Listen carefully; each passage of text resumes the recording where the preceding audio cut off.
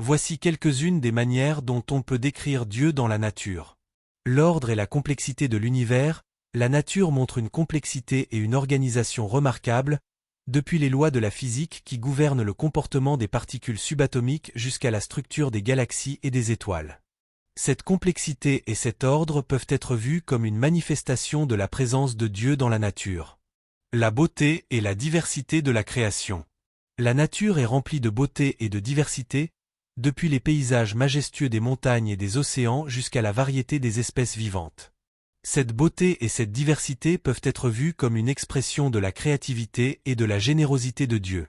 Les lois de la nature, telles que la loi de la gravité ou la loi de la conservation de l'énergie, peuvent être vues comme des manifestations de la présence de Dieu dans la nature.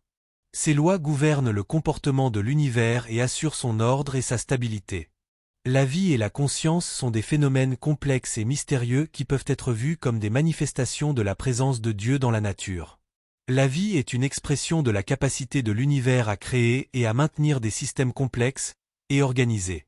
L'expérience mystique est une expérience personnelle et subjective qui peut être vécue par les individus dans leur relation avec la nature. Cette expérience peut être décrite comme une sensation de connexion avec quelque chose de plus grand que soi-même. Une sensation de paix et de tranquillité ou une sensation de révélation et de compréhension. Ces descriptions de Dieu dans la nature sont subjectives et peuvent varier en fonction de l'expérience individuelle. L'anthropologue indépendant, Victor de Valeur, l'homme rare, le détecteur de la réalité de l'univers.